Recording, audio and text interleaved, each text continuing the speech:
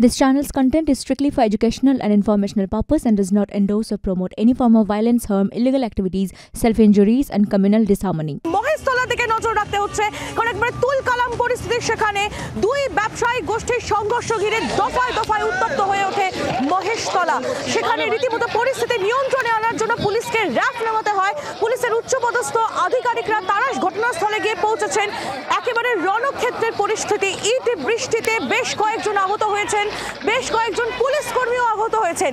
রবীন্দ্রনগর থানার সামনেই দুষ্কৃতী তাণ্ডবের খবর সামনে আসছে।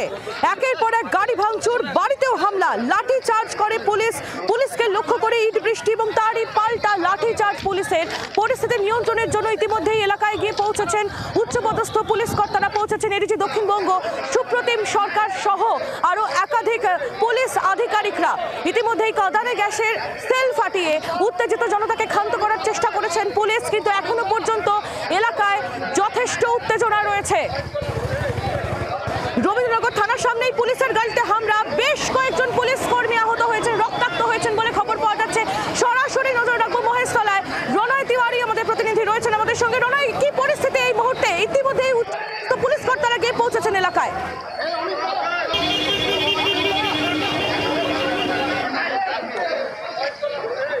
যেখানে আমি দাঁড়িয়ে রয়েছি সেটা মহেশতলা পুরসভার 7 নম্বর ওয়ার্ড, রবীন্দ্রনগর থানার ঠিক ঢিলছোড়া দূরত্বে, অর্থাৎ সামনে রবীন্দ্রনগর থানা, যেখানে পুলিশের জিপ রয়েছে, পুলিশ কর্মীরা এই মুহূর্তে আসছেন। সেই থানার সামনের রাস্তাটা তুমি এই মুহূর্তে দেখতে পাচ্ছ। গোটা রাস্তায় যেভাবে ছড়িয়ে ছিটিয়ে ইট পড়ে রয়েছে, যেমনটা পুলিশ এবং স্থানীয় সূত্রে জানা যাচ্ছে, রীতিমতো ইট বৃষ্টি হয়েছে। সামনে পুলিশের গাড়িটা তোমাকে দেখাবো, মিন্টুকে বলবো, ক্যামেরা পার্সন মিন্টুকে বলবো ছবিটা দেখানোর জন্যে। পুলিশের জিপটা দেখতে পাচ্ছ, সামনের দিক থেকে মনে হচ্ছে ঠিক রয়েছে, কোনো ভাঙচুর নেই। পেছনের দিকে ছবিটা তোমাকে দেখায়, তুমি দেখতে পাচ্ছ পুলিশের গাড়ি লক্ষ্য করে ইট ছোড়া হয়েছে এবং তাতে করে পেছন দিকের যে কাঁচ, অর্থাৎ গাড়ির পেছন দিকের গেটের যে কাঁচ, সেই কাঁচ কিন্তু ভেঙে চুরমার হয়ে গিয়েছে। গাড়ির ভেতরের জিনিসপত্র ঠিক এইভাবে পড়ে রয়েছে। এমনকি পুলিশ সূত্রে জানা যাচ্ছে গাড়িতে যে সমস্ত পুলিশ কর্মীরা ছিলেন এবং ঘটনাস্থলে সেই সময় যারা ছিলেন তারা রীতিমতো আহত হয়েছেন, ইটের ঘায়ে রক্তাক্ত হয়েছেন তারা। সামনের ছবিটা আরও দেখাবো, অর্থাৎ এই যে গোটা রাস্তা তুমি দেখতে পাচ্ছ, আকরা ফটক রোড নামে পরিচিত এই রাস্তা, আকরা ফটক, এই রাস্তায় কিন্তু এইভাবে কিন্তু রীতিমতো উত্তেজিত জনতা, অর্থাৎ এইভাবে তারা ইট বৃষ্টি শুরু করে। কি কারণে এই ঘটনার সূত্রপাত? পুলিশ এবং স্থানীয় সূত্রে জানা যাচ্ছে দুই ব্যবসায়ীর শত্রুতাকে কেন্দ্র করে এই ঘটনা। অর্থাৎ সামনের দিকে আরও একবার ছবিটা দেখাবো, অর্থাৎ ফলের ব্যবসায়ী, অর্থাৎ সেই ব্যবসা কেন্দ্র করে এই ঘটনার সূত্রপাত। বেলা 11টা নাগাদ এই ঘটনা শুরু হলেও যত বেলা গড়াতে থাকে তত কিন্তু উত্তপ্ত হয়ে ওঠে এলাকা। একসময় পুলিশের হাতের বাইরে চলে যায় এই পরিস্থিতি। সামনের দিকে ছবিটা দেখাবো, অর্থাৎ এই এলাকায় যতগুলো গলি গলা রয়েছে প্রত্যেকটা জায়গায় কিন্তু এইভাবে পুলিশের তরফে ব্যারিকেড করে দেওয়া রয়েছে এবং একই সঙ্গে র্যাব মোতায়েন করা হয়েছে, অর্থাৎ অন্য এলাকার লোকজন যাতে এই এলাকায় আসতে না পারে এবং কোথাও কোনো রকম যাতে জমায়েত না হয় সেই দিকে কিন্তু পুলিশের কড়া নজর। সামনের দিকে আরও একবার ছবিটা দেখাবো, অর্থাৎ এই এলাকায় সামনে যে সমস্ত গাড়ি ছিল সেই গাড়িতেও কিন্তু ভাঙচুর চালানো হয়েছে। রাস্তার ছবিটা দেখাতে বলবো ক্যামেরা পার্সন মিন্টুকে। তুমি দেখতে পাচ্ছ ছড়িয়ে ছিটিয়ে ইট পড়ে রয়েছে, যদিও পুলিশের তরফে বড় বড় যে থান ইট, সেই থান ইটগুলোকে সরিয়ে দেওয়া হয়েছে। অর্থাৎ তুমি দেখতে পাচ্ছ এখানে কীভাবে মুড়ি মুড়কির মতন ইট পড়ে রয়েছে, অর্থাৎ এই ইট লক্ষ্য করে পুলিশকেও কিন্তু লক্ষ্য করে মারধর করা হয়েছে। সামনে একটা সিসিটিভি রয়েছে, সেই সিসিটিভির ছবিটাও তোমাকে দেখাবো। মিন্টু যে ছবি দেখাচ্ছে, অর্থাৎ দেখতে পাচ্ছ সিসিটিভিতে যাতে এই ঘটনা ধরা না পড়ে তাই এই সিসিটিভিটাও ভাঙচুর করা হয়েছে, এমনটাই কিন্তু আমরা পুলিশ সূত্রে জানতে পারছি। সামনের ছবিটাও আরও একবার দেখাবো, রাস্তার ছবিটা। সামনে তুমি দেখতে পাচ্ছ দুখানা মোটর বাইক, যেটা যেমনটা জানতে পারছি পুলিশের বাইক, সেই বাইকেও কিন্তু আগুন ধরিয়ে দেওয়া হয়েছে। এই মুহূর্তে সেই ছবিটাও তোমাকে দেখাবো। অর্থাৎ এখানকার বাসিন্দা সূত্রে যেটা আমরা জানতে পারছি, সকাল 11টা নাগাদ এই ঘটনা ঘটে।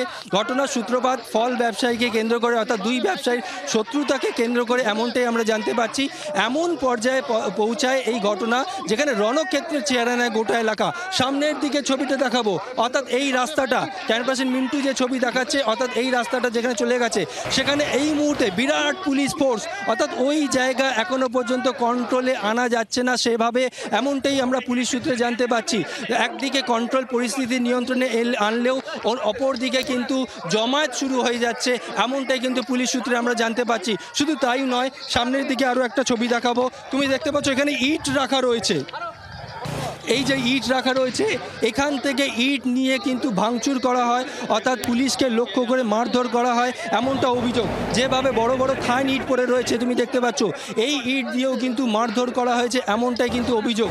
শুধু তাই নয়, এই এলাকা নয়, সামনে যে রয়েছে মহেশতলা, অর্থাৎ মহেশতলা বিস্তীর্ণ এলাকা, সন্তোষপুর, পাহাড়পুরের দিকেও সেখানেও কিন্তু উত্তেজনা ছড়িয়ে পড়ে। অর্থাৎ পরিস্থিতি নিয়ন্ত্রণে আনতে বেশ বেগ পেতে হয় পুলিশ কর্মীদের। রীতিমতো কাঁদানে শেল তারা ফাটাতে থাকেন যাতে পরিস্থিতি নিয়ন্ত্রণে আনা যায়। আরও একবার ছবিটা তোমাকে দেখাবো।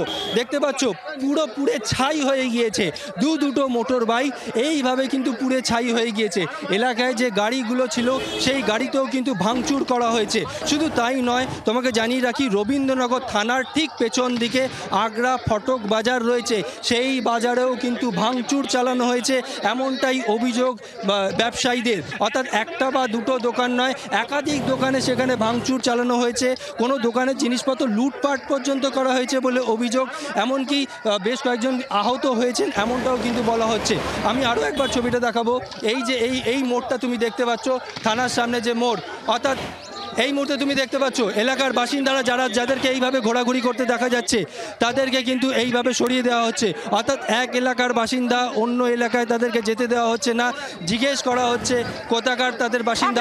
এই বোঝাই যাচ্ছে যে পরিস্থিতি একেবারে উত্তপ্ত। এখনো পর্যন্ত সেখানে একটা চাপা উত্তেজনা রয়েছে এবং চারিদিকে যে তাণ্ডব হয়েছে কিছুক্ষণ আগেও, সেই তাণ্ডবের চিহ্ন চারিদিকে ছড়িয়ে রয়েছে। তুমি আমাদের সঙ্গে থাকো এবং মহেশতলায় রবীন্দ্রনগর থানা সংলগ্ন এলাকায় এই ঘটনা ঘটার পর সেখানকার স্থানীয় বাসিন্দারা তারা কি বলছেন শুনে নেব।